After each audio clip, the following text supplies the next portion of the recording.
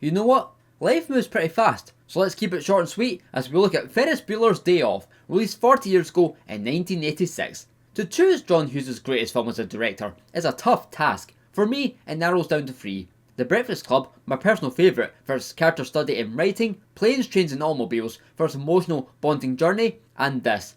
But if forced to make a choice, objectively, I'd say this is Hughes' magnum opus. I always like to classify it as the ultimate fantasy film that's not in the fantasy genre. By that I mean that Ferris is living out the most cherished of kids' dreams, to skip school on a sunny day and go out on a wild adventure into the city. Heck, it can be the dream of many adults too, to be able to pull off an epic sickie like this. And sure, you could spend ages on nitpicks and umpteen other things that defy reasoning, like there is no way he could squeeze so much into so little time, and no chance in hell he gets away with it on this scale. But again, it's a fantasy. That's the point. Logic is out the window. It's all about indulging the audience in pure escapism. We've got Matthew Broderick in easily his best part ever as Ferris himself, a likeable, smart-ass rapscallion, and a righteous dude. And Mia Sara, I always forget just how fun and charming she is as Sloane. It's a role I always unnecessarily underrate. But big shock, like others, for me, Alan Ruck steals the show as Cameron. A poor, troubled and tragic figure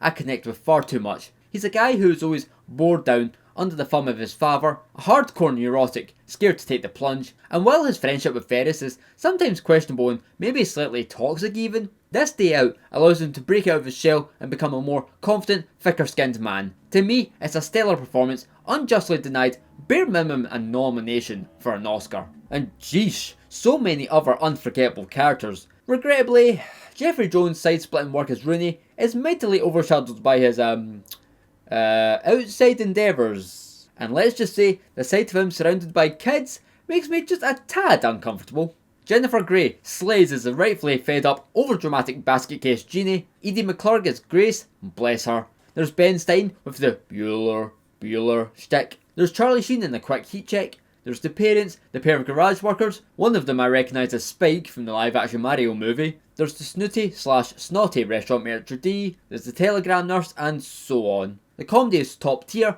We get a sweet whirlwind tour of Chicago. The soundtrack rocks. The fourth wall breaking is classic. There's a Bible's worth of famous quotes and an array of brilliant sequences. From the opening to the goddamn hilarious phone calls to the beautiful museum scene that is equally so relaxing but so bittersweet. The exciting parade taking place on a weekday for some reason. Cameron's nervous breakdown, the downfall of the Ferrari, and the epic run home, one of the all-time best climaxes in cinema. Ferris Bueller's Day Off is a tight, perfectly crafted picture which is infinitely rewatchable and just gets me smiling no matter how many times I watch it. Hey, bara bara bara bara, swing bara. I'm Jason and this is Small Movie World, watching, talking and loving films.